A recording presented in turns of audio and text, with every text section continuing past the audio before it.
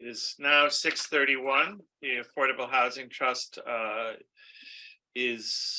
meeting has begun for Tuesday, November 22nd.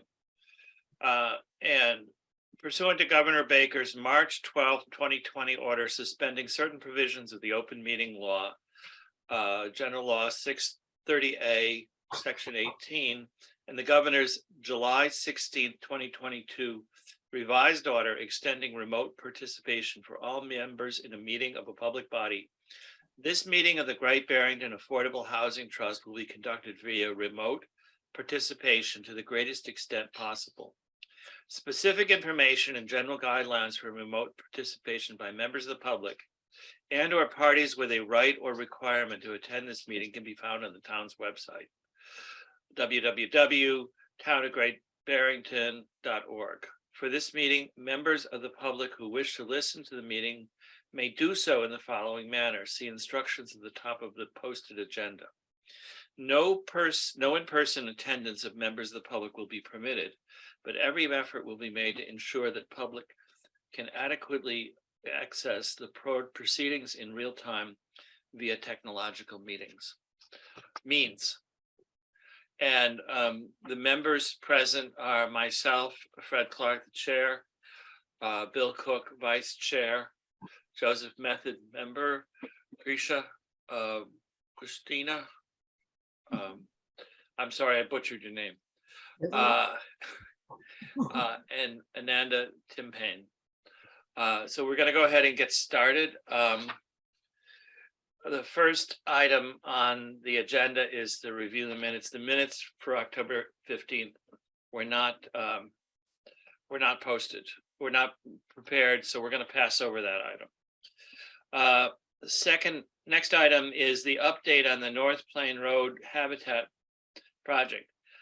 I hope everyone knows at this point that we were the successful recipient of a MassWorks grant for $3.2 million, which will pay for the infrastructure of the project. And we hope to be bidding that in the spring and awarding it and start construction next summer, fall. The town of Great Barrington will manage that award and construction period. That's really exciting. The Habitat and their engineer are still in front of the planning board, getting the final layout and the final approval. They're doing a lot of talking about it now, and I can send you an update on to when the next planning board meeting is. Ananda, you have your hand up. Did you have an issue? I just wanted to ask a question. When you say we were a recipient, was that a grant the Affordable Housing Trust wrote or the town? Under the MassWorks plan, MassWorks changed their plan so they have a single source for all kinds of things. The town is required to be the applicant. The town still officially owns the land that the Affordable Housing Trust, but in cooperation, the partner, in cooperation with the Affordable Housing Trust. When we are the town, or we are an arm of the town, let's call it there. So we meant that the town of Great Barrington received a grant.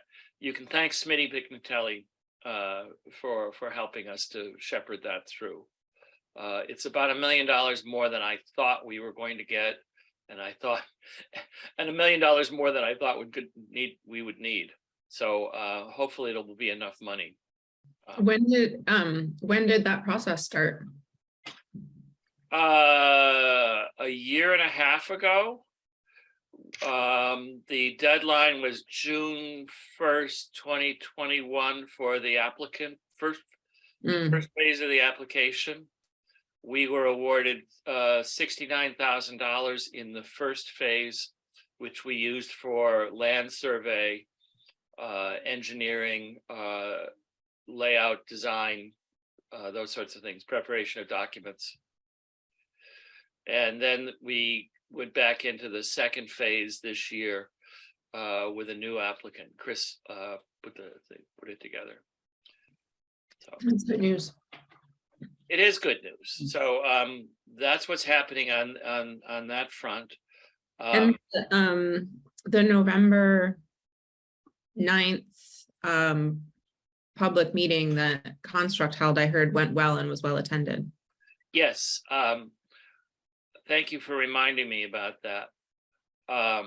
It was Habitat and not. Oh, sorry. No, I know that. I just said the wrong thing.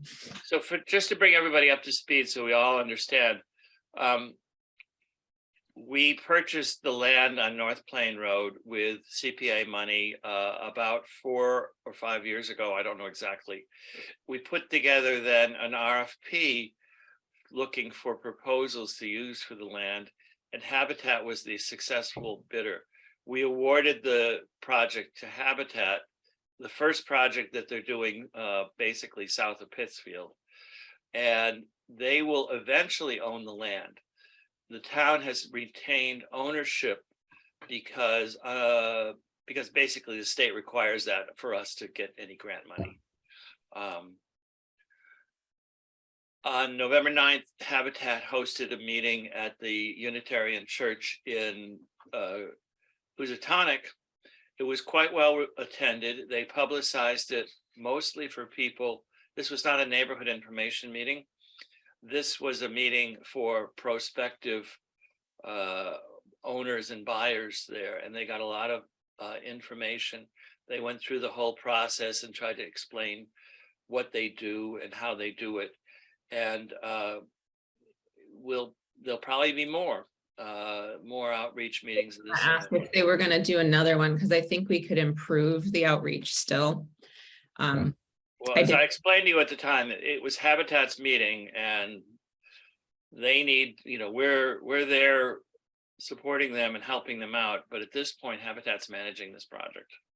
Yeah, So and I your agree, impression, Amanda. go ahead.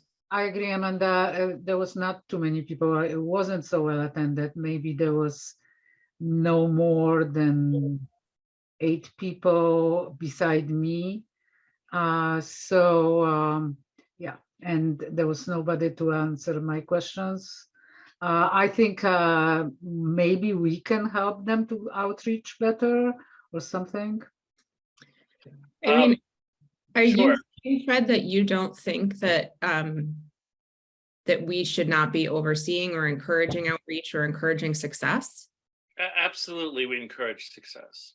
Okay, because I think that this is the concern I have with the project, is making sure that the community is excited about it and knows about it, the people who would be potentially interested. And I think that that's a huge important win for our community in a time of crisis around housing.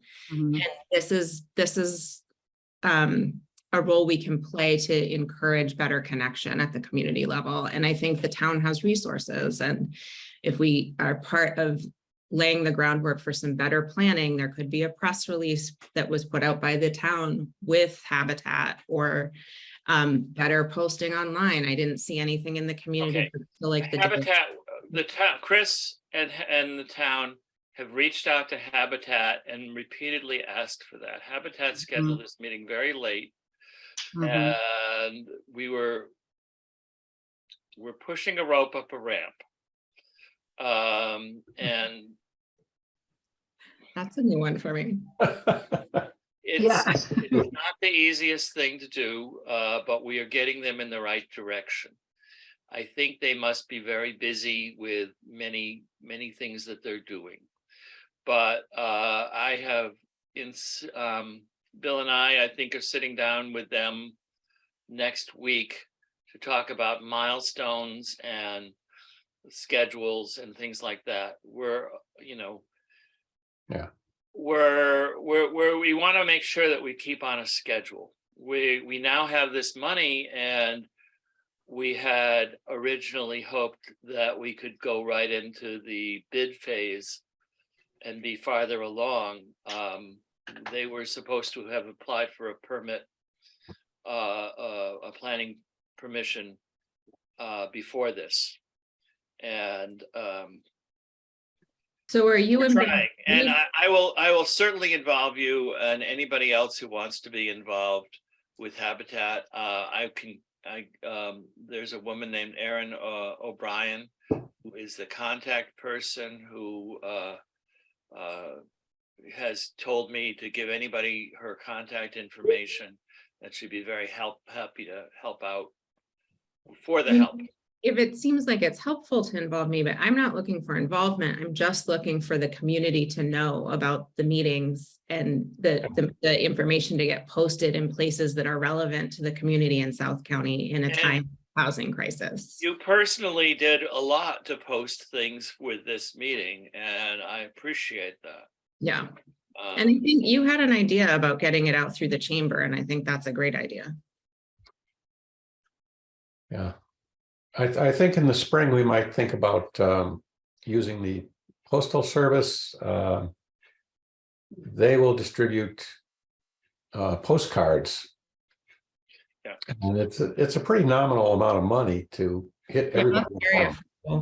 Yeah. Yeah, I was informed through Section 8 that sent me the letter about the meeting. Meanwhile, nobody knows if actually people that have a Section 8 can ever buy a house, even though that. So if anybody has any information, I would love somebody to let me know, because I will follow up. so far nobody knows it. And I know there was a program that was helping people, and for some reason she sent it to me, so I don't know what she's thinking. I think Habitat originally was going to go to 40% of area median income, but at this point, construction costs and everything, they're only going to 60%. At least that's the last I heard. Yeah, I am understand. 60, 80, and maybe even 100 or 200% area median income. So, Bill, you and Fred are meeting with Habitat. It sounds like there is, issues might be too strong a word, but some need for updating a sense of what progress should and will look like. Does it make sense to have, after you both have met with them, for us to be thinking about when they need to come and update the whole board again? Yeah. To make full trust. Yeah. We have a meeting Christmas week, unfortunately, December 20th. I was going to talk about that later, but our next meeting would be the third Tuesday, which right now is December 20th, and we can ask them to come at that time if you like. That'd be good. I mean, I think the goal is to, I think the goal in a good oversight process is to be smart about when and where we ask for things that will, in order to move things along to the outcomes that need to be true. So if December makes sense, I feel like you both need to meet with them and kind of get a sense of whatever it is you're looking to get a sense for us to know how to best navigate from there.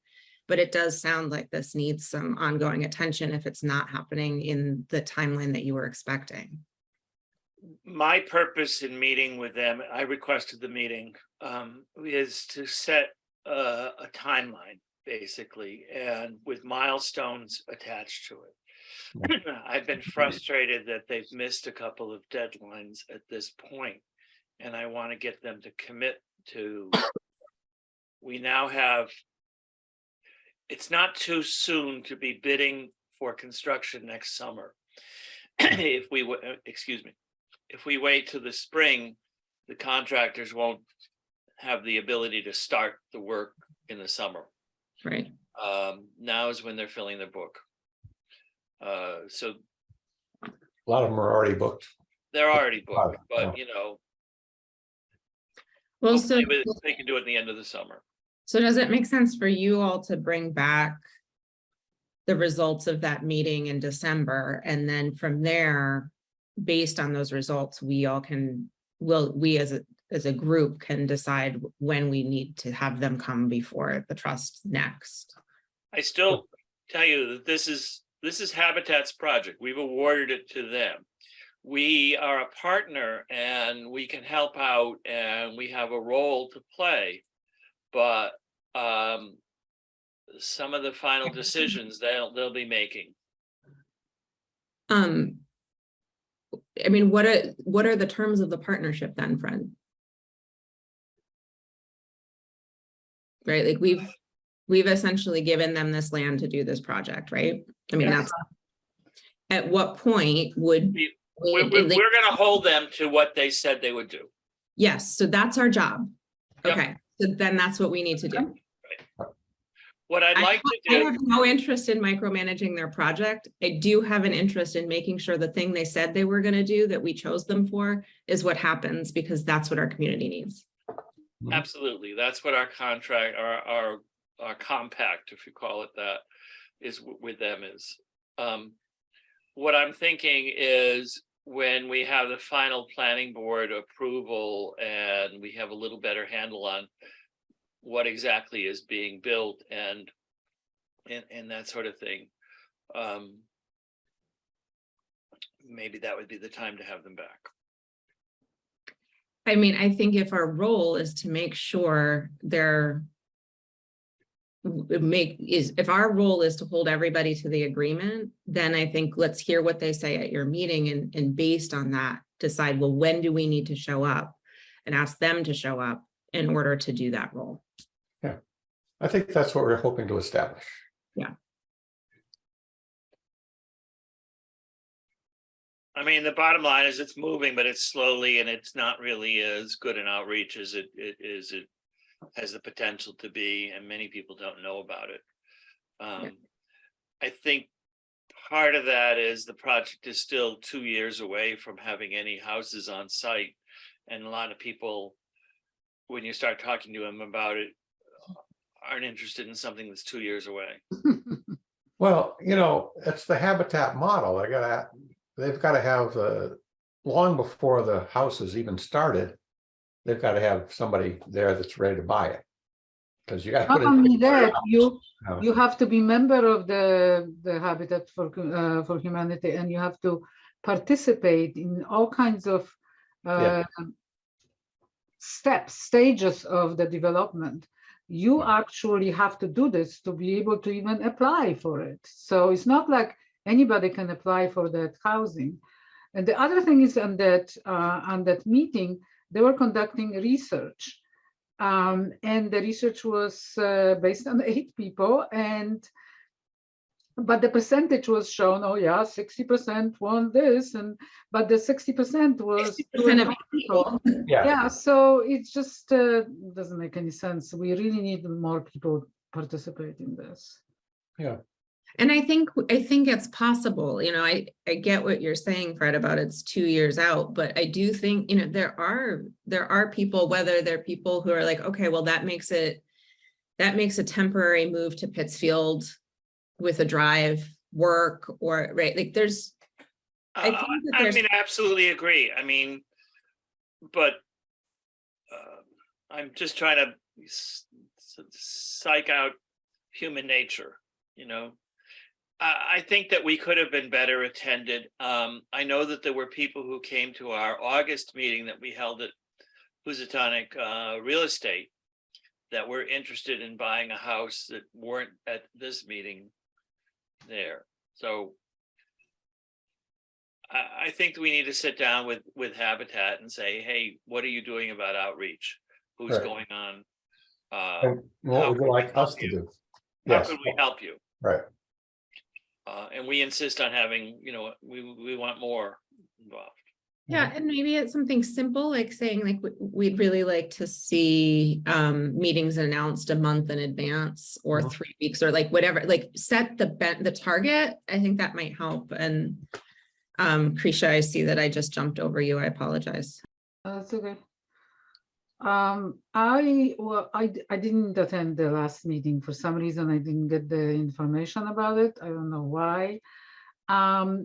And so I don't know, but because you were, as far as I remember, you were asking for all kinds of ideas, you know, for using the affordable housing meeting money. And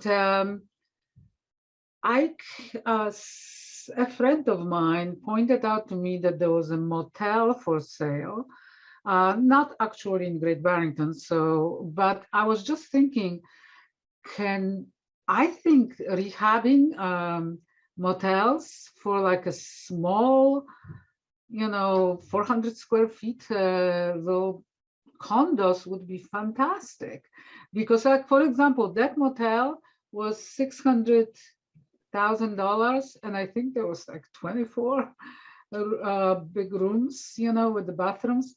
So anyway, I was thinking that maybe we can think that way because it's already built. It just has to be rehabbed somehow and change designs, maybe combine 2 rooms or something like this. We can have, architects take a stab at it and show us how that can be done.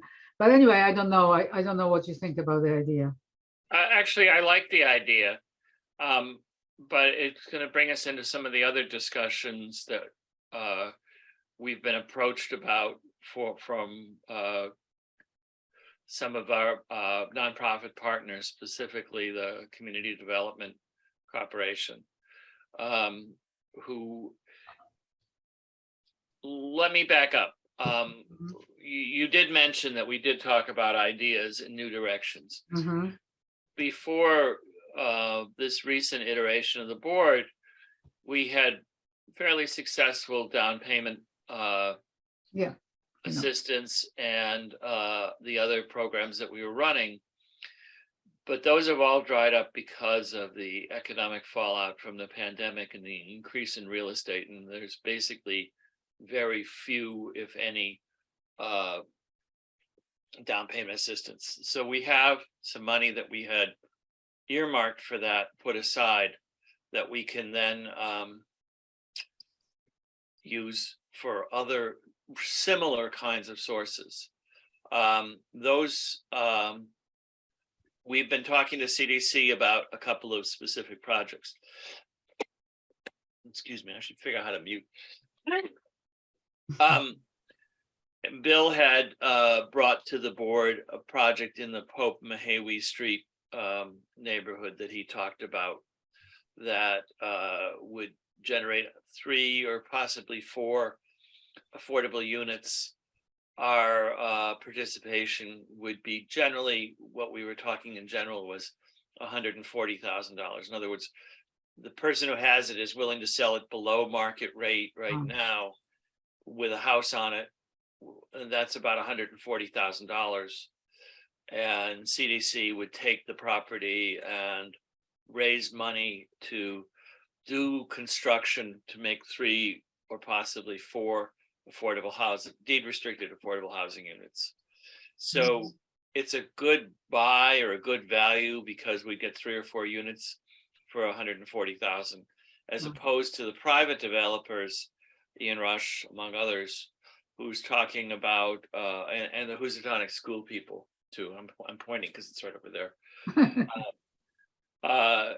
Who are looking at $200,000 per affordable housing unit, and I think we can get more bang for our buck, if you will, if you put it that way. By working with CDC. So that project on the Pope Mahawi Street is still in play. It is a project that they've asked for us to take some of that money and give it to them, or that. We also have another project that we'd like to have you entertain. The CDC has been offered to purchase a commercial building in downtown Great Barrington. This is the so-called Marble Block on Main Street. Gorham and Norton is in the lower, so there's commercial space in the lower level. And there's 8 apartments above that are all have affordable rent right now. Now they have to be renovated, so we all know what that's going to happen. Somebody has to put the money in, but CDC wants to buy this building and keep those apartments affordable. 7 of the tenants out of the 8 work locally in downtown Great Barrington, and the 8th person is retired. So they're all, it's an idea to keep Do you remember affordable what, housing downtown. do you remember what they're asking for that, Fred? I have the listing sheet. I can throw it up if you want, but it's around 2.4 million. Okay, They've asked us to help with the down payment so that they can buy the mortgage. And I am going to advocate for it. I'm going to suggest that we have about $200,000 put aside for this year's budget. Most of that, or some of that, is going to go for the was earmarked for the emergency rental program that Construct runs on our behalf. We'll need about 50,000 of that for that program to help Construct keep that program going. The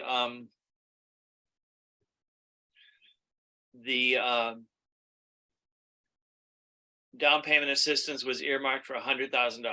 Our typical grant's $25,000. That would have paid for 4 grants.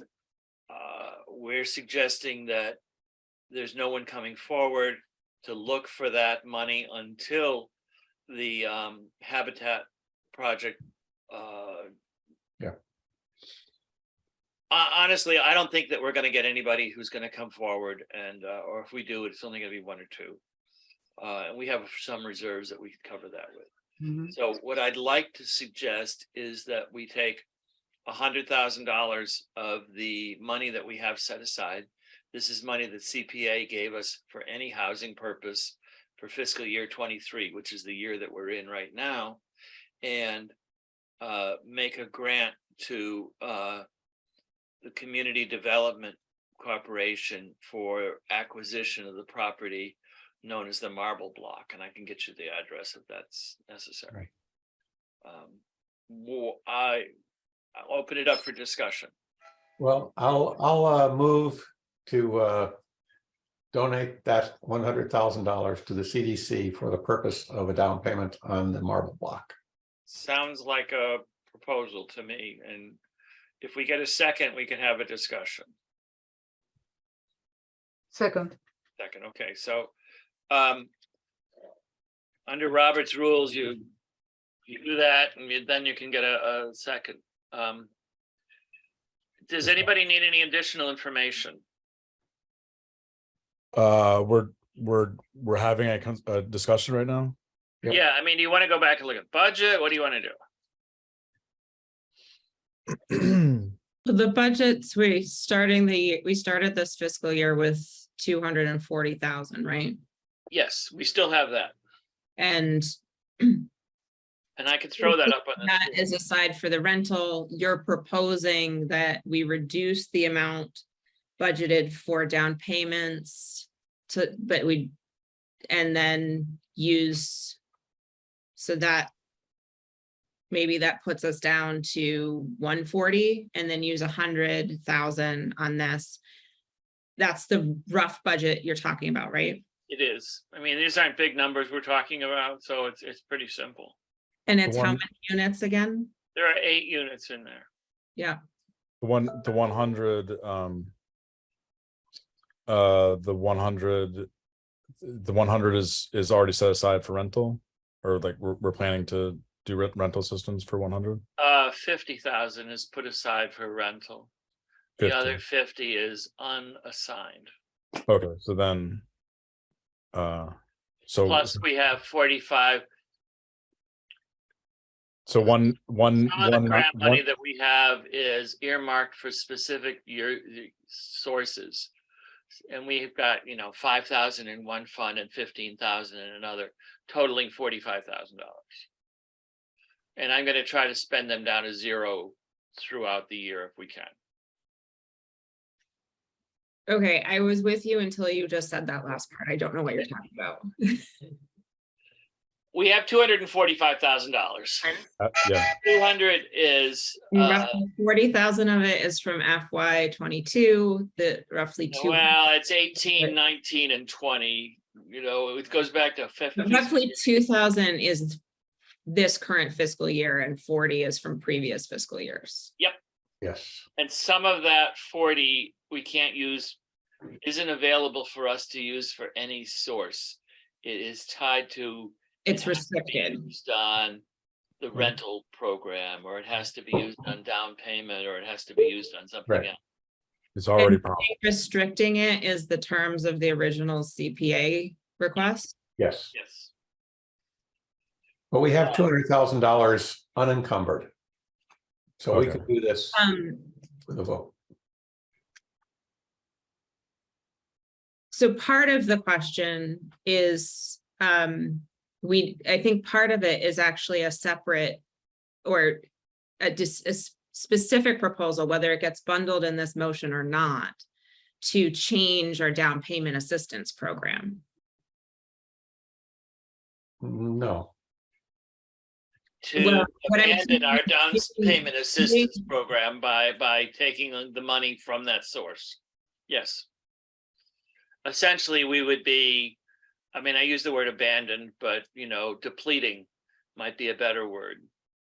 Not promising it. We I think- still have, I can throw the numbers up if you want. I think the 200,000 we got this year could be used for down payment assistance or anything else that we thought was appropriate. Mhm. Is that right, Fred? It is, any So- housing source. So there's just a couple of, part of the 45,000, I think, was what was still encumbered. It had to be used for down payment assistance or it had to be used for rental assistance. Is that right? Mhm. I think there's definitely need for rental assistance right now, so I don't think we should talk about touching that. Right.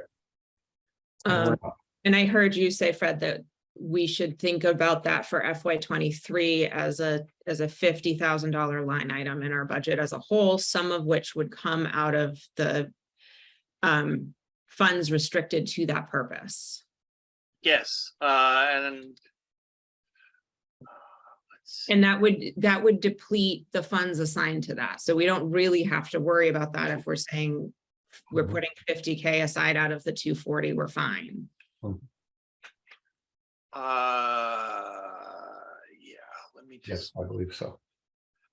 yep, I'm trying to share my screen if that would help people or not, I don't know. Yeah, Well, I got it. Program, let's see. I've got it open. I just have to pull it up.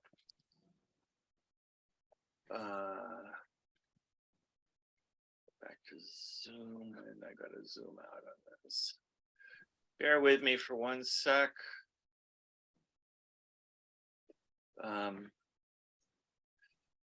Meanwhile, the Gorham or whatever, the owners of that building, they put it on the market.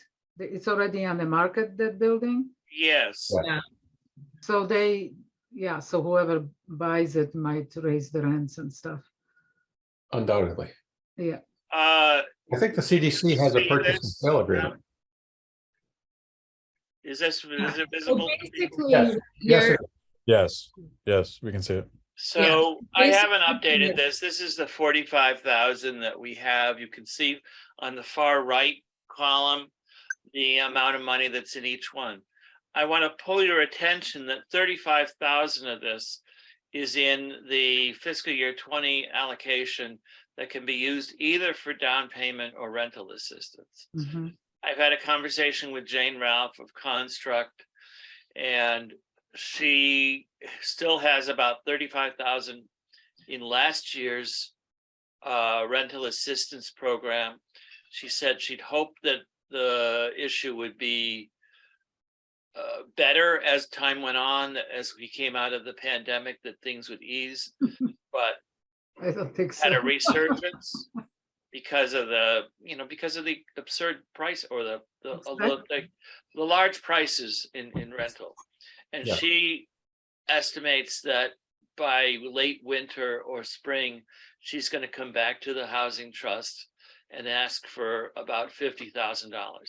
As you can see, we have 35,000 from a previous Yeah, line that we can allocate to her, along with 15,000, and then we would have to do 15,000 there.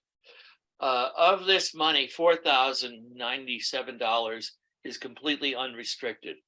Those were our initial funds. And we paid it for, I mean, for instance, we got a bill for our website hosting today for $252, but that covers 2 years. So, you know, we have very low overhead that we pay out of that fund. There's another line for fiscal year 18 where we weren't encumbered by only putting the money in, and so there's 6,000 there. So we can start to take those funds to zero, and that's my goal going forward. right. So basically, if we did this, what we're talking about is being left with about 90,000. Like if we Yeah. did this and there's 50,000 that we're setting aside for rental assistance, Yep. that leaves about 90,000 for whatever we're going to do about down payments and anything else for the rest of the fiscal year. So this discussion, I think it's just important for us to be talking about that in context. It doesn't mean that I don't think it's a good idea. Yeah. The other things I have questions about are like, so we give 100,000 and then what? Like, is there, I mean, I know it's a tight turnaround and it might be good for us to think about down the road, putting together some format for these proposals, but like, Sure. what do we get for 100,000? Sure. Not a deed restriction, but an agreement to keep them affordable for some amount of time, if not in perpetuity. We could ask for a deed restriction if we Yeah, want. what's the It's difference? The legal deed restriction, we would have a filed lien on it, and they would have to we would have to manage it. They'd have to submit income qualifications on whatever interval, an annual basis.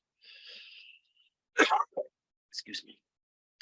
So Yeah, because it's CPA funds, it has to remain affordable for at least a certain amount of time.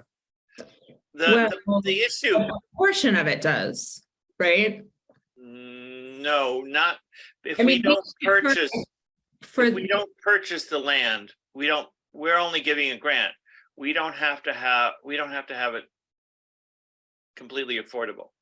I will tell you that the CDC did not apply in this round of funding for this project because it came up after the fact, but they have filed an emergency request to the CPA committee to submit for this. They need about $600,000 for the down payment in order to secure a mortgage. Once they secure a mortgage, they can, they'll have control of the property, and they can set about doing grant writing, looking for money, getting donations and things like that. And They've reached out to us because it's an emergency almost, because this project's been on the market for only a couple days, and they are very concerned that it's going to go into private developer, and we would lose 8 more units of affordable housing in downtown Great Barrington. And We're trying to help them secure the property. Yeah. So, I mean, I don't mind that we're talking about this, and I'm favorable to the idea, but to vote on it, I think we're going to need some details. So my question, like another question I have is, are they going to keep the people who live there now in those units? They will, CDC will work with the people that are in there now. I don't know whether they're going to keep them there or not. Obviously, during construction, the building has to be vacated. Right, you can do one unit at a time, probably. I don't know. This is We the don't know. We listing don't know sheet. enough for that. Huh? We don't have those details. We don't have those details. Matter.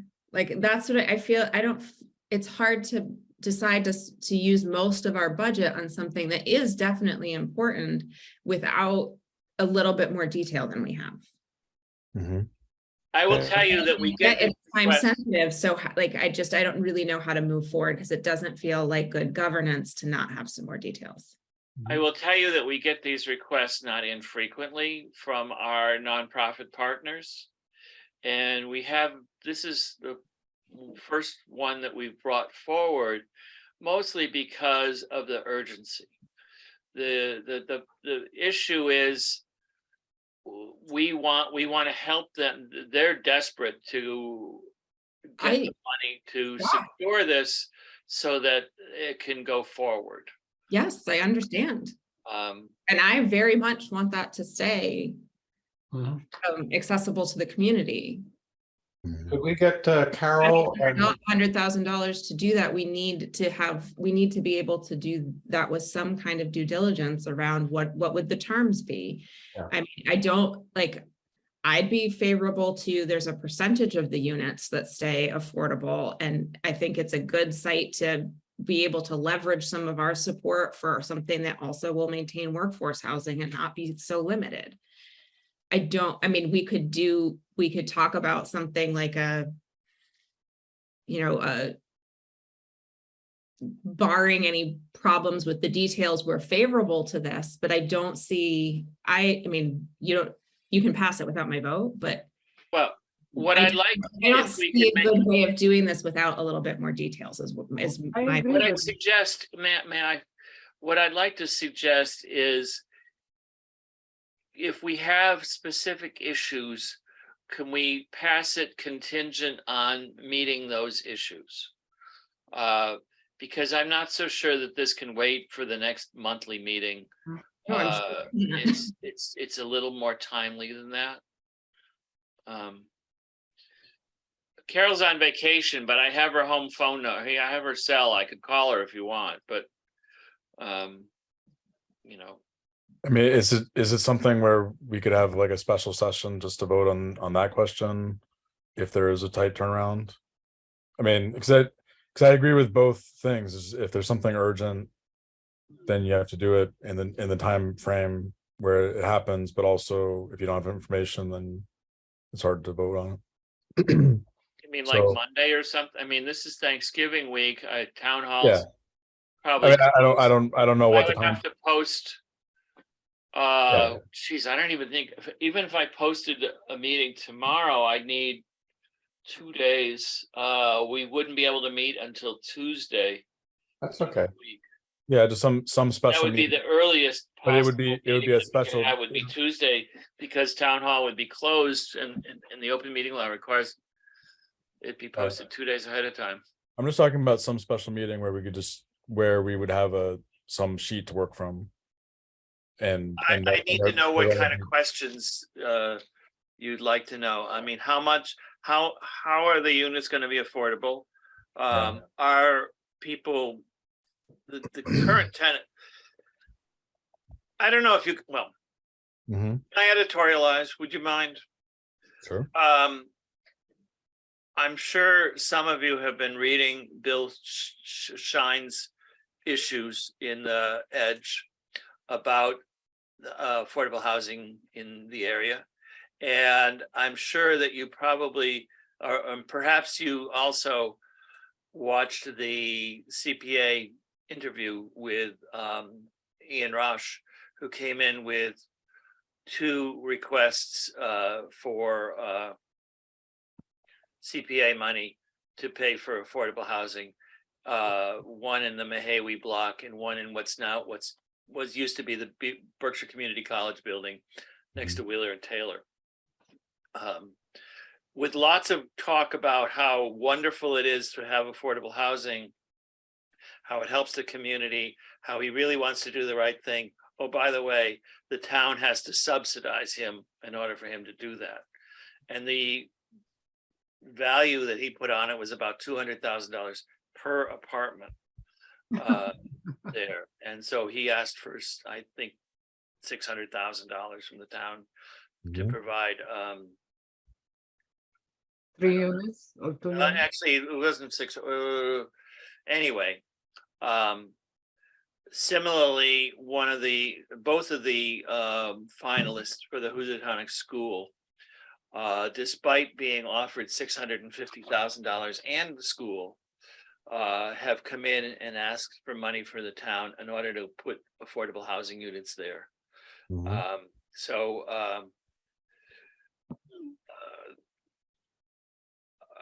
I had also heard that there was another developer who was looking at this project, somebody who's well known in town, whose name I know,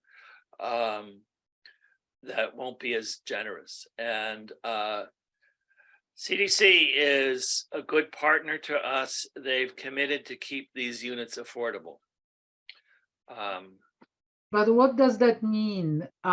Because right now, say the 1 bedroom is 2,000 on the market, if they say we're going to have it 1,400 and the people who pay now pay 700, they are absolutely outpriced. So those type of, small details we would like to know. In general, it goes on the area median income, and with a budget of 30% for housing. If you kept it at 80%, so 60%, 80 or 100% area median income, and with 30% at 60%, just off the top of my head, it's around $600 a month. At 80%, it's around $850, $900, and at 100%, it's around $1,125. It's not just off the top of my head. I have done these numbers and worked them out. It depends on utility costs and lots of other things too. But we're talking about affordable apartments in the $700 to $1,100 range. It depends whether it's a studio, 1 bedroom, 2 bedroom, what income people make there. So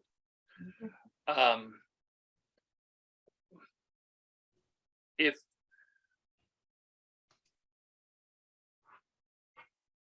we have a motion on the table, we can either move to vote on it tonight, or continue discussion, or pass over.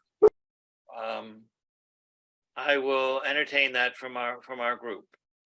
I'm confident, and I will vote personally to support this grant. I think it's worthy. So, but I don't want to influence people. I want them to be happy with what they can live with. I'm in favor of the project. I can't vote on this particular motion.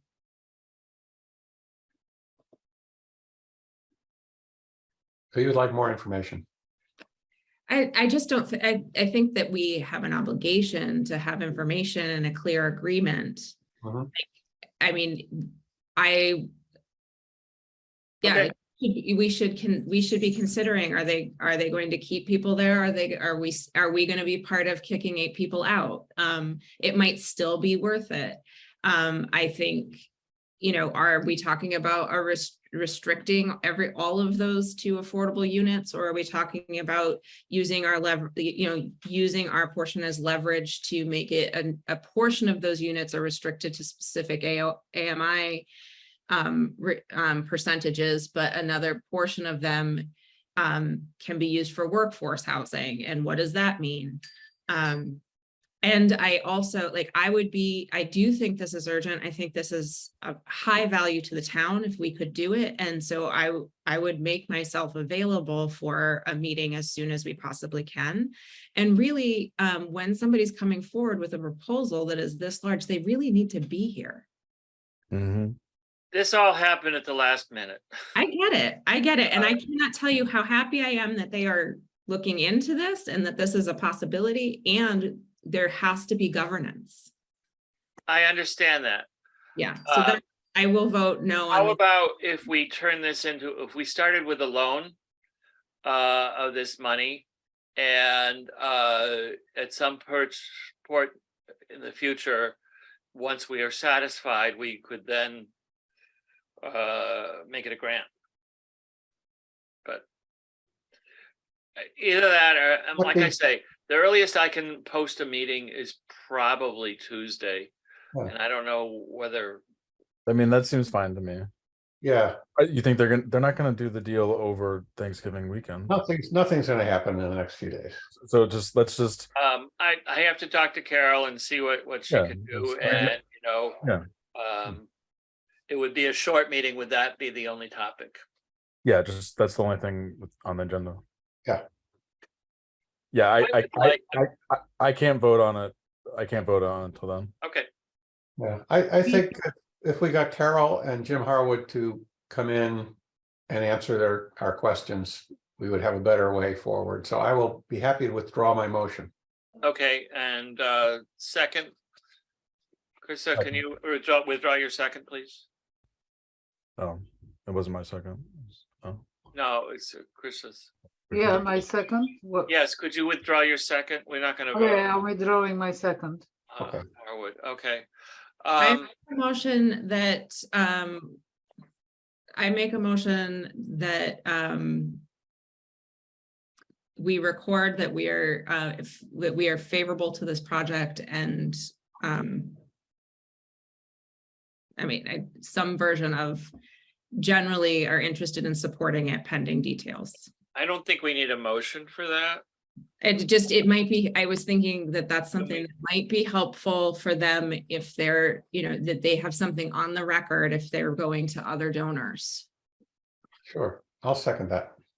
Okay, the motion is, Wasn't great, but the motion is, the Affordable Housing Trust is favorable, have used this project to acquire, for acquisition of the block known as the Marble Building, the Marble Block, favorably, and will these endeavor ones- to support this project with our resources. Is that adequate? Yeah. A yes motion says you're in favor of the project without having committed to any financial money. A no motion says you're not favorable. All motions have to be roll call. So roll call. We'll start with Bill Cook. Yeah,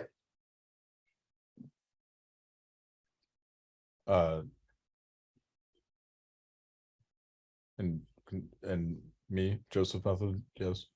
Bill, are you frozen? Are you there? no, You said- I'm I said here. aye. Did you say yes? Yes, Okay, Joe? Yes, Yes. Krista?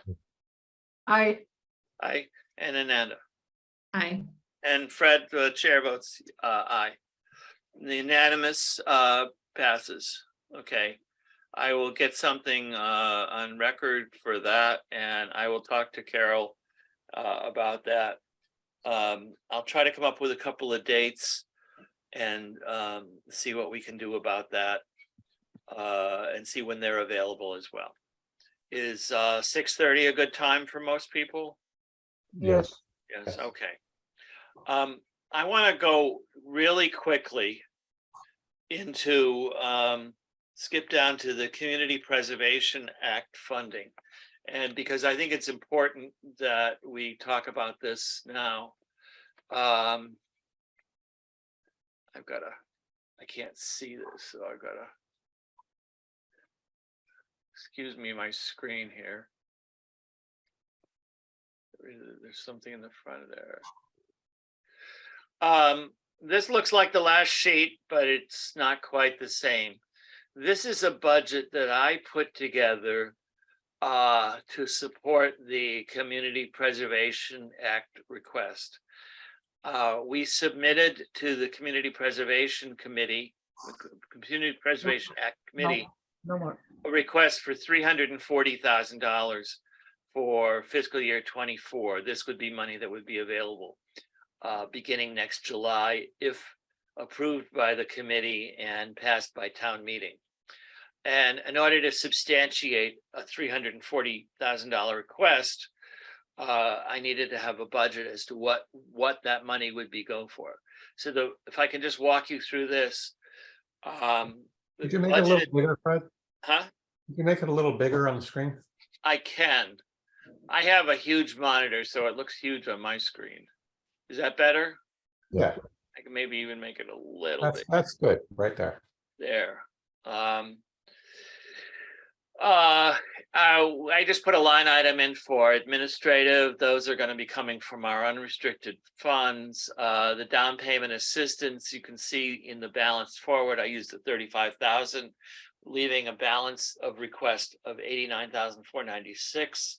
Similarly, for the emergency rental assistance, the request was for 55. This is for next year. That's not this year money. Mhm. The Mahawi Pope Street project that we talked about at 140, I am in favor of that. This is again, CDC would be developing that. We're not talking about this today, but we're talking about having a placeholder for this project or a similar project for next year. So after July of 2023, but this is a placeholder. Basically, this and the marble block below the 100,000. I'm suggesting we do this right now. I think there's an error in this because it shouldn't. The 100,000 shouldn't be showing up in the right-hand column, and in fact, I don't think it's summing correctly, or maybe it is. I don't know. Anyway. So I'm sorry, the 140 and the for the Mahawi Pope neighborhood and the Marble Block, they're placeholders because this is this is a budget for July 1, 2023 through. Yes, the Mahawi Pope is a placeholder for next year, and the Marble Block or something similar for that. But I had suggested using fiscal 23 money for that there. Okay, and so the Mass Works funds actually does, it's the town applied, but it's in the trust's budget. Yes, Yes. Yeah. In general. It's a little bit of a gray area, I will say, because I mean, to me, it's 6 of one, half a dozen of another. It's more understanding what we have responsibility to oversee. I mean, it's good money. Like, it's good. It's there. It's good. It's going to be spent. But hear about what our role oversight responsibility is. Sure.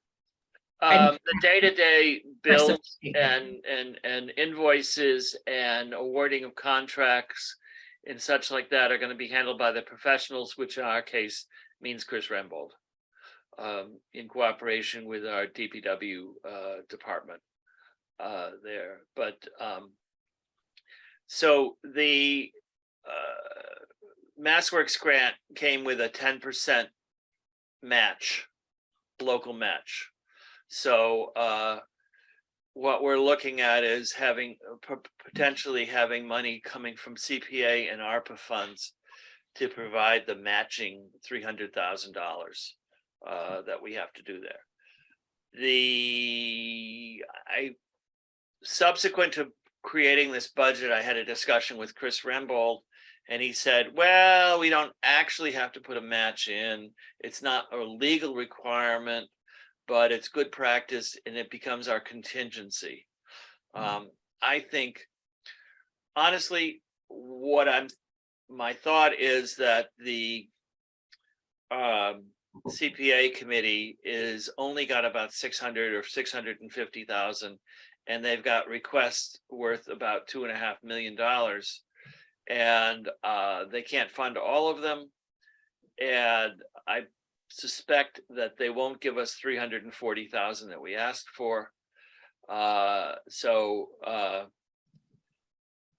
that may be an item that gets struck once they cut our budget back to 200,000, 250,000, whatever, 280,000. I don't know.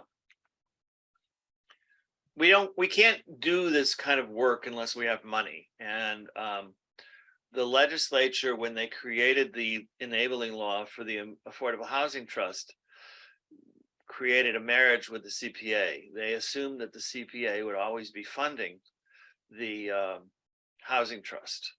So we have a commitment to go back to them hat in hand every year, getting money. And our experience with them is that they like to see how we're going to spend the money. We are not going to commit to spending exactly this amount of money on this line. We're going to say any housing purpose, so that we as a committee can make those decisions in a more timely fashion and react to the market.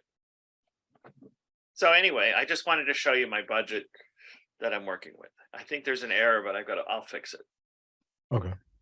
Can we try to get the affordable housing, or the tiny house RFP discussed before we run out of time?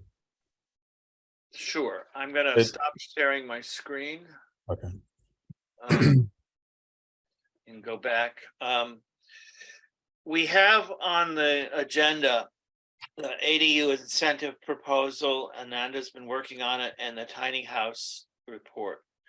Ananda, would you mind if we take the tiny house project first? Go ahead. Okay. Joseph, do you want to talk about your proposal? Sure. Do you want to share my? Can I share screen? Yes, I can make you. I think you can share now. Okay, thanks. I'm going to share my screen. I'm going to share. Hold on a second.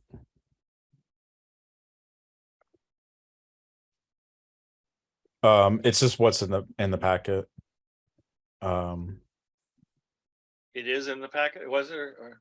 Yeah, you shared it. It's the so basically we have. Can you share? I haven't seen it. I don't see it now. Okay. Now it is. Yeah, it's this.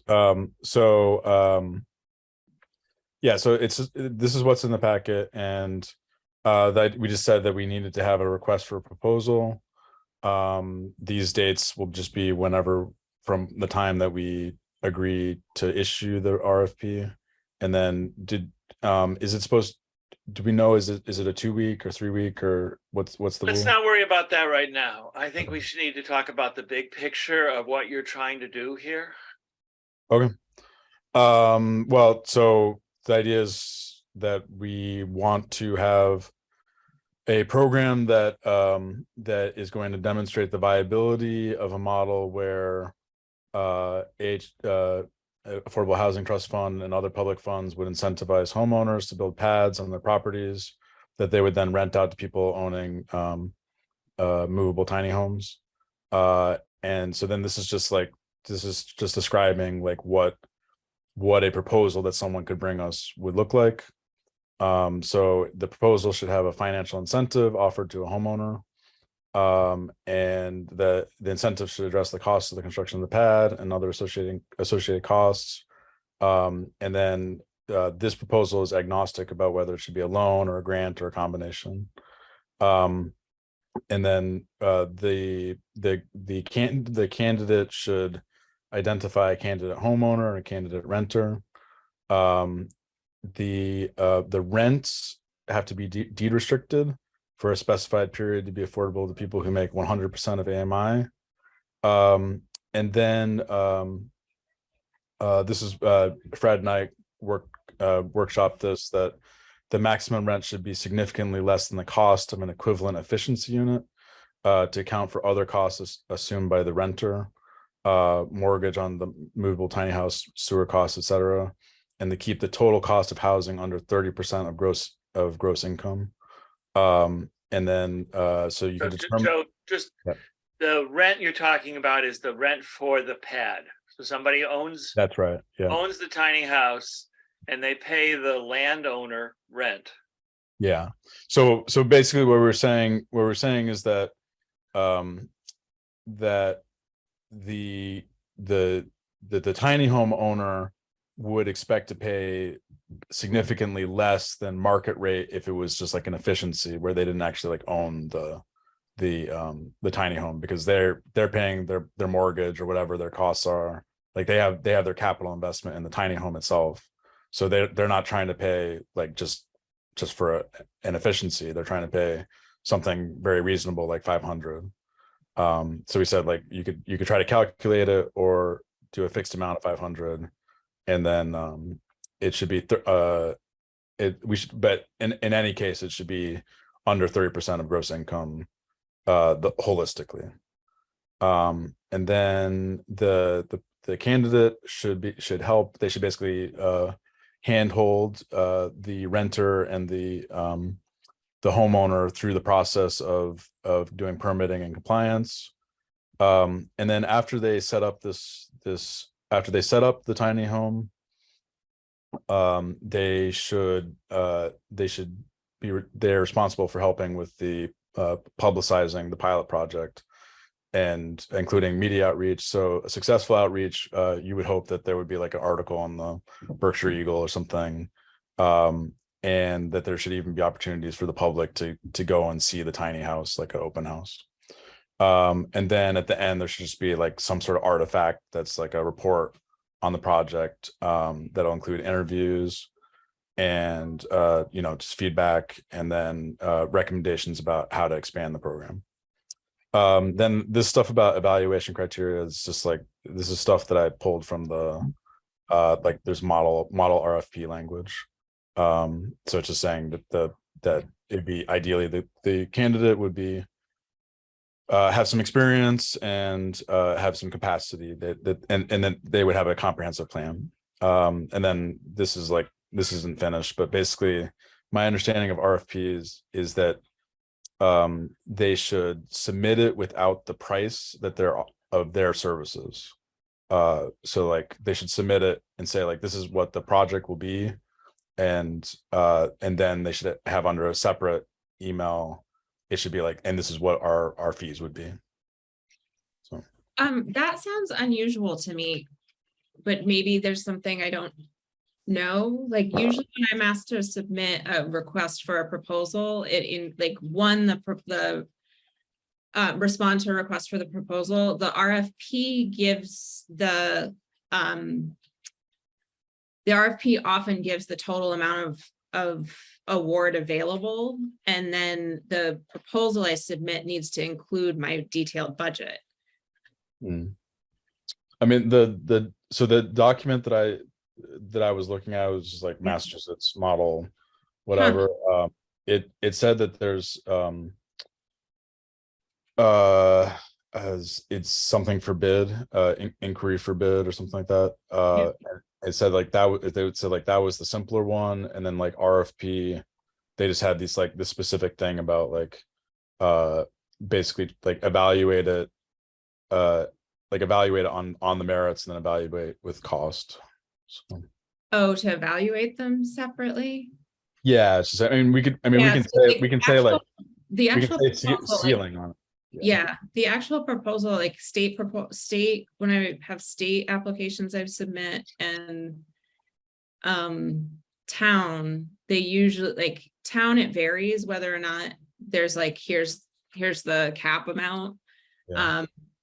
Usually you'll know like here's the total budget amount, but you don't know how many proposals they'll accept. Yeah. The actual proposal that I submit always includes the budget in it. So I don't think you have to separate that out for us to consider them separately if we want to. Yeah, I mean, it's fine by me if that's how it is. it was just like, whatever. I might have been misinterpreting that document. No, you might have uncovered a whole other world of inquiry. Yeah. I think those kind of technical questions we can address with Chris and for the professional staff there. Yeah, a good call. So Yeah, anyways, so yeah, so I think the question though is just in general, this isn't approving approving anything. This is just like, do we want to issue a request or something for a program? So can I? Mhm. Can I speak? I think that I like the idea. I think you've done a lot of work. I think this is it's come a long way from when I saw it earlier. And I think it's pretty good. And we'll get Amy Turnbull's input in a few minutes, who's has a vested interest in these things and more experience. But I do think that we need to have in place the incentive or the program to incentivize the homeowner to build a pad and have those documents figured out of how we can that, and then have a demonstration projects that uses those documents that are already in place. What I'd like to see, what I originally wanted to see, and I don't know if it's possible or not, is to roll that in with the ADU incentive program. So it's another version of creating an ADU. The town code treats tiny houses as an ADU. And I think once we have that, and I think the reason is that we want to be more in control of those rather than leave us open to others. And I think we can get that from other housing trusts who've done similar programs. Mm.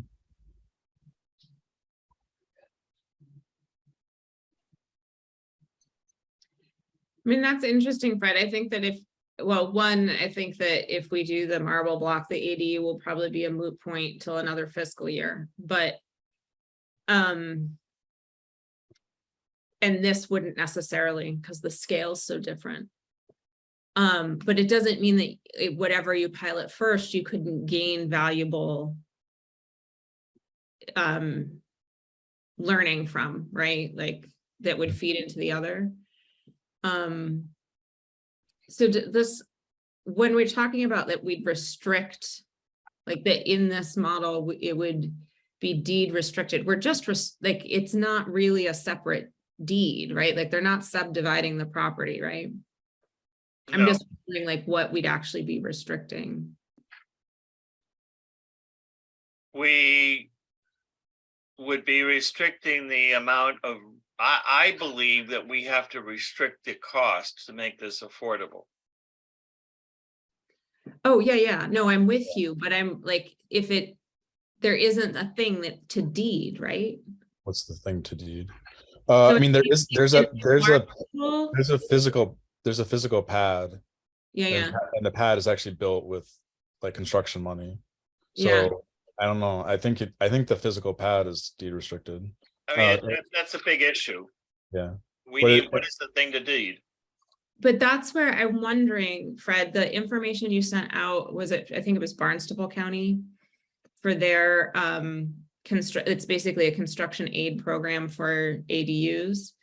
It looks like they and I don't think the rental amount is necessarily restricted on that one, but it seems like their real mechanism is how they structure the funding, the contract around the funding. And then there's if you break the terms of that contract, there are financial consequences. So that might be worth looking at, because I don't think there's a deed to restrict if you're not subdividing, which we wouldn't be, and you wouldn't want to be getting into, that's the whole point. Hmm. You know, in what I sent out for the ADU as a starting conversation, you can see I'm playing with the idea of, well, what if you do both, right? Like, what if you incentivize it being used correctly by you become eligible for a portion of it being forgiven as a grant, and then you pair that with maybe some of the Barnstable language. Yeah, Joseph actually identified the Barnstable project, so I want to give him Even credit for better. that. And I'm not convinced, I'm not sure that we absolutely need to have a deed restriction going forward. We may be able to just provide a grant, and like we do for the down payment assistance program, just check 2 years of tax returns to make sure somebody is income qualified who meets that property. The problem, of course, is we would then have no protection that they stay on that property.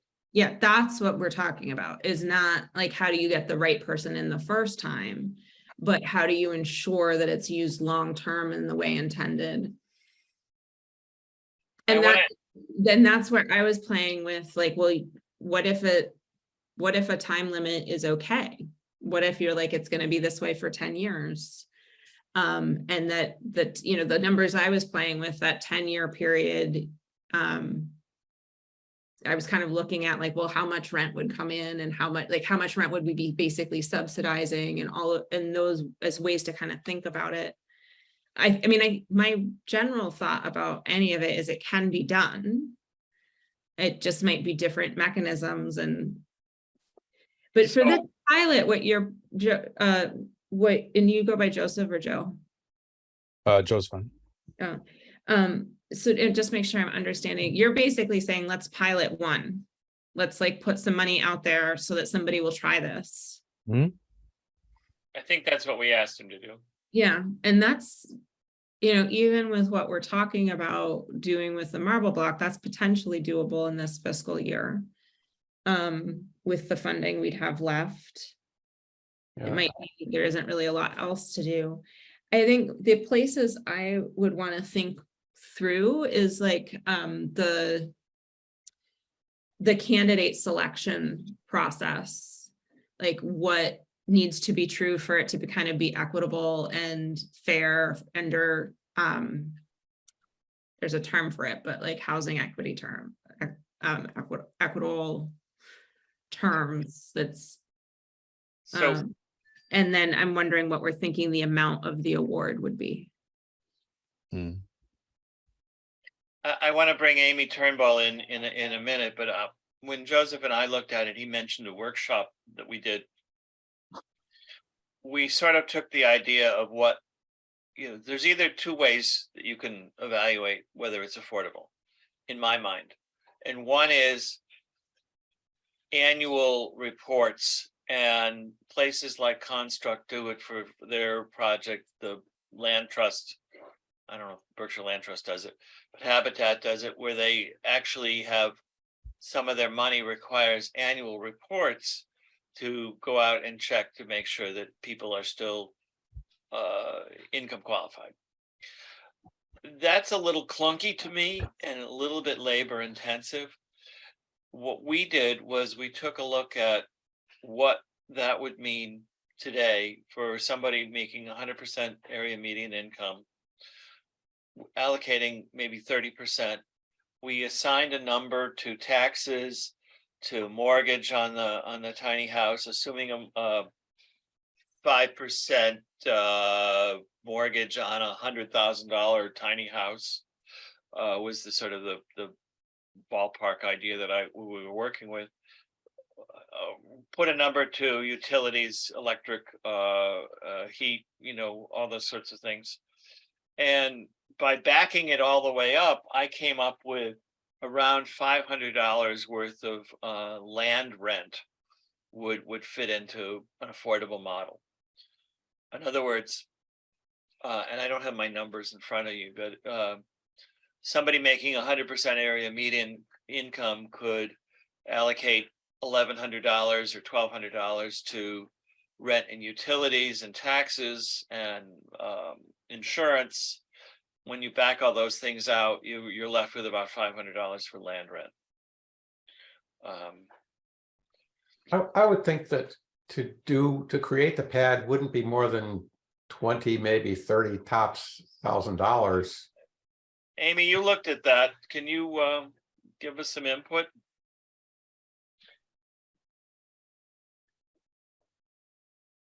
So the costs are much higher than they used to be, and 5% is history, Fred, for figuring those out. But in the tiny house world, $500 does seem to come around every time. I do have to mention that in Portland, I've seen rents as high as 1,000 and hovering about 700. Portland, Oregon, sorry. So Portland is like the go-to for anything ADU or tiny house that is happening, because they are so impacted there. So I always use their statistics and their noteworthy, advances. So I sent Joe a message about it being income qualified.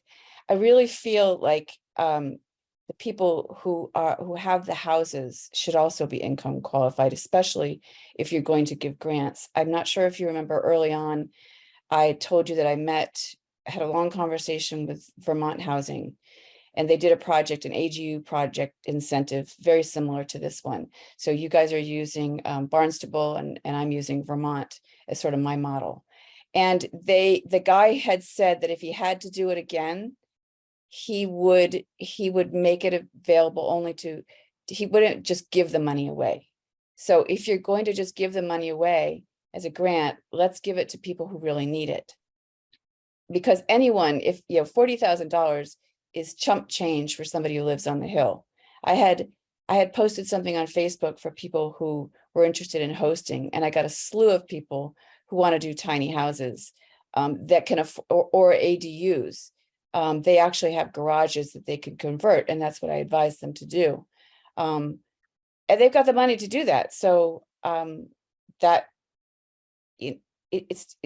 going to be the ones putting in tiny houses. The people who are going to benefit are the older people I haven't reached yet, because Facebook is a really crappy tool for reaching out to a demographic that is over 60 years old, that is living in a house they bought, many years ago, and they can't afford anymore because of taxes. So that's what I would suggest. I'm not sure if that's what you asked me, but It's all helpful. okay. My thought is on the ADU side, my thought was this is a way we can leverage affordable housing funds, right? So our funds will stay restricted to AMI, right?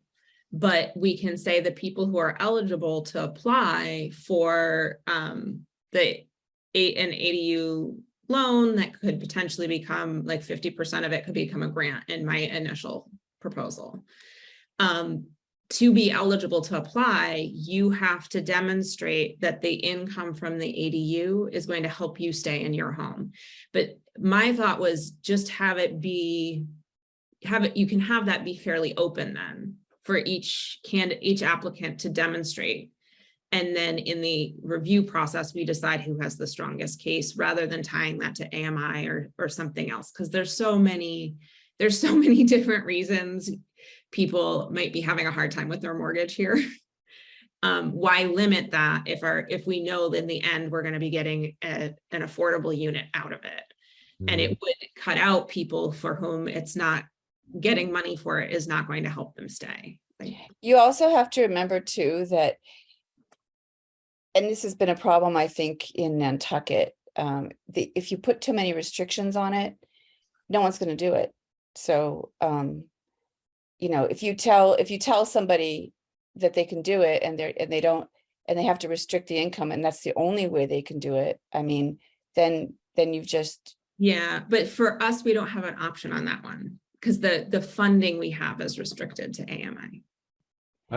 Not for the homeowner. Not No, for no, the homeowner, for the person renting. yeah, Can for I the- have some Yeah, so clarification? that's where I kind of differ, because I really see it as a twofold thing, both the homeowner and the renter. Yeah. Right, and I'm saying, I think that there's a space, like in my proposal for the ADU, my proposal specifically does not restrict the homeowner to a percentage of AMI. It restricts it to, this would have to in some way meaningfully impact their ability to stay in their home. I guess I my have question some would be, I'm sorry, can I have some clarification? Because okay, what's the incentive beside loan or grant for the owners of the property? Is there any tax incentive or something like this? Because I really, loan or grant, I don't really see how that could help anybody, you know. with the- Well, we've talked about that, Bill's talked about doing, like, ideally there would be a tax. Mhm. Some kind of tax change, but to do, that's a multi-step process. It has to go through the select board and the state legislature and town meeting. So it's something I think we should pursue over time, but I don't think that we should not jump in the pool until that's done. I think there are ways. So in the ADU proposal that I was putting together, the incentive, part of the incentive is this is a way somebody can make their mortgage payments or their tax payments. Like, this is a Because way. of the $500 from the pad, and then to build the Yeah, I'm sorry, Krisha. not pad, it's the some kind of little building, yeah. Yeah, and in the ADU version, we're not necessarily talking about 500 for a pad. Like, Okay. yeah. I have to drop off. So, but we're not. I think we're gonna have to continue the conversation. Like, we're not gonna vote on anything for the RFP tonight, right? I don't think we're ready to. Okay. I would like to get more input, from the members and continue this discussion there. I don't think that we're ready to do a demonstration project yet until we hash out some of these issues. But I really appreciate all the work you've done, and I think we've brought up some very interesting issues that we can move forward with. Okay. All right. I have to sign off, but we try to wrap it up about now anyway, but I've got one or two things I want to, think. Is there any, Krisha, you still have your hand up? I don't know if it's from before. No. are we done with the tiny house thing? I think we are, because we're kind of at an impasse and I think we're getting a little tired. I think, Amy, if you could help us out to figure out, I mean, you've helped Joe already and I appreciate that. But if you could help us to figure out how we can provide that grant. Well, I'm struggling with that because it's a bit of a conflict of interest. So I'm basically writing an RFP that I'm going to be, well, I've kind of already written it, that you're using and that I have to apply for. So it's awkward. Yeah, it is. It It is. Yeah. But, and I know that- I'll let you reach out to me, and if I think of things and, I'll send them out to you, because I've already done that with Joseph. And, if it's appropriate, he'll pass them along. And if it's not appropriate, he won't. So we'll try to get some more specific questions. The members will try to look at this and okay.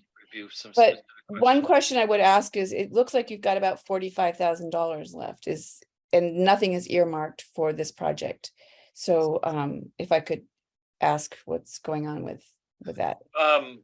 Yeah, there was another 200,000 that didn't get mentioned in that. I didn't update the budget. Oh, okay. It was that was the money we had before we got the most recent 200,000. Oh, that makes a big difference. That's like finding change in your pocket. That's how I feel.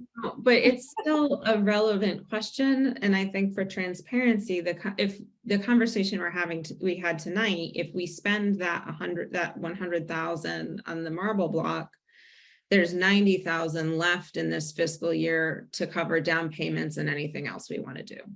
So there is a real, like, it's a good question you asked, and we should be transparent about that seems to be the conversation that's happening. Yep. Okay, and Ananda, if you want to talk about the process, I'd love to work with you on that, because I believe it should be equitable as well.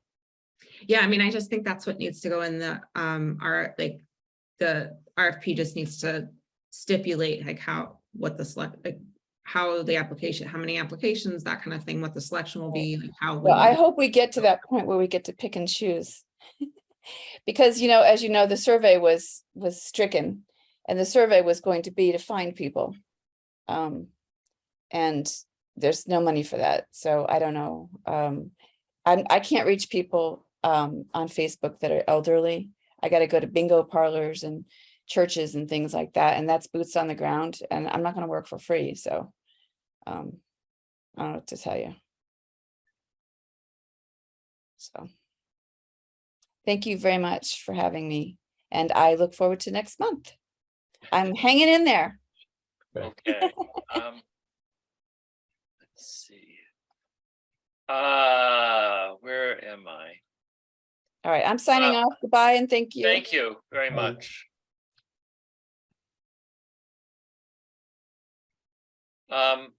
There's one more item that I really would like some help with.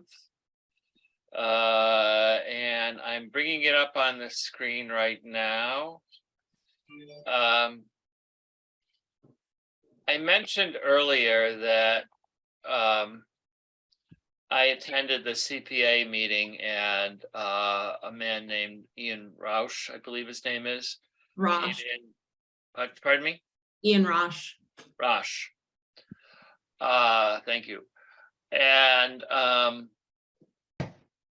did say that affordable housing is wonderful, but at the same time expects the town to pay for that. And I think it's a no-win situation. I don't think that we can ever have private developers come in and displace a number of affordable apartments and then build back 3, 4, 5, whatever that we pay for. And we're never going to catch up because we're losing just as many or more as we ever replace. We can't buy our way out of this situation, and I think it's hopeless. As you may recall, the planning board sent this board a letter advising us that they could what we could do to help affordable housing and work with them. And so rather than come and talk to the people here or come and attend our meeting, they chose to send a letter. So I have a letter. And I feel passionate about this. I think it's probably not going to go anywhere, but I copied this letter to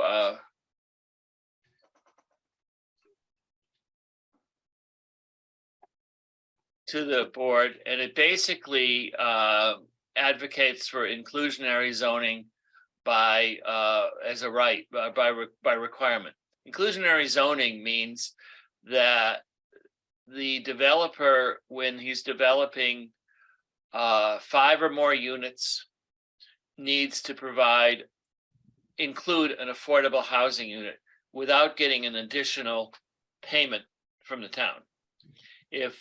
I would recommend that if you do more than 10 units, then you need to have 20% of them affordable, which is only 2, so maybe it's 30% affordable.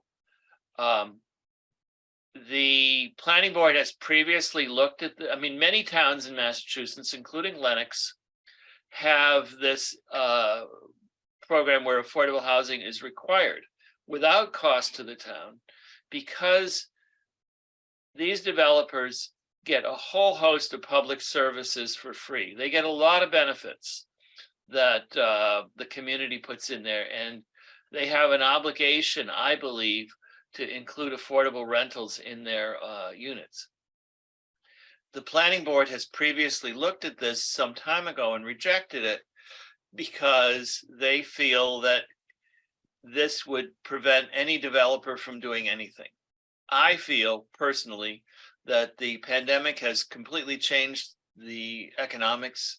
And now when they're getting $2,500 a month for rents or more, that they can afford to subsidize 1 or 2 units for every 5 units. And I feel strongly about it. What I'm asking is if the housing trust will allow me to send this letter over with the letterhead of the housing trust and over the signature of the housing trust. And if you agree, I'll go ahead and send it. If you'd like to modify it, we can talk about that as well. If you don't, I'm just going to put it in the edge and send it to under my own personal name.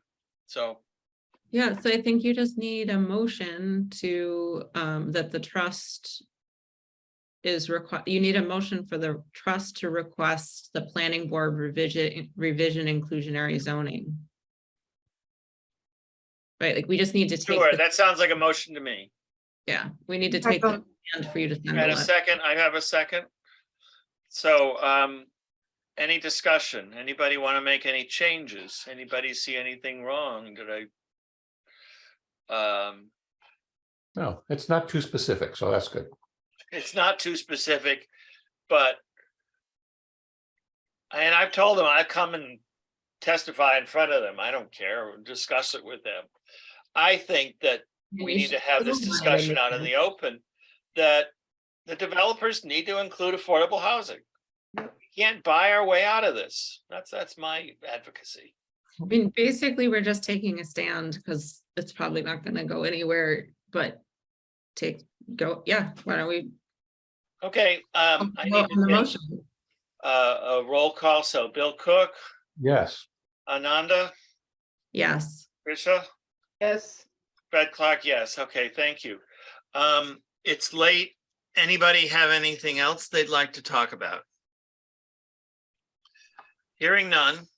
I do have one thing. Please. Sometime in the new year, I think we should get together with both Construct and the CDC and the Housing Authority in some kind of joint meeting, create an agenda for that and see how we can work together, all 4 of those groups. So the Housing Authority has actually reached out to us. As you may know, they had, part of their board quit and all that, but the ones that are there, specifically John Grogan, who's now chair, has reached out to us, and they have some advantages in that they can actually contract for construction. They could actually build things. They can issue bonds. They can issue bonds. So there you go. Yes, I agree. Joseph is no longer here, but he had talked to me about how the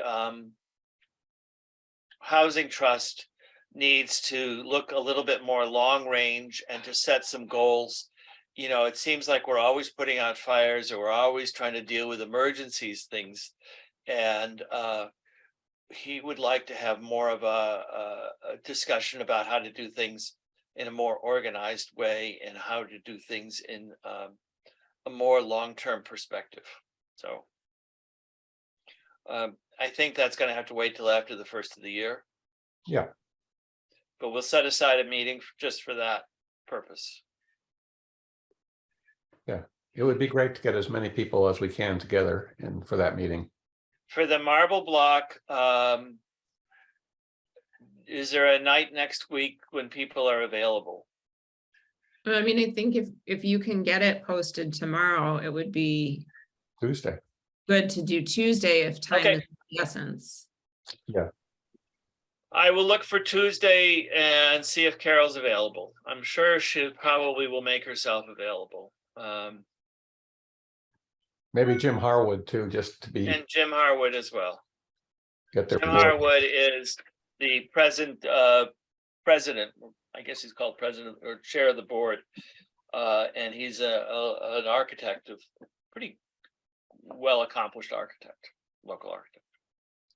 By the Okay, way, I can't make Wednesday, so what Tuesday would be great. I'm gonna try for Tuesday. I can get it posted tomorrow, but at 6:30, and will be the only topic, and you know, we'll try to make it less than an hour. Okay. I'm good with that. Okay, is there any citizen speak? Any media? No. We will be in touch about the next meeting. Without objection, this meeting is adjourned. Thank you, everybody. Thank Yep. you. Thanks.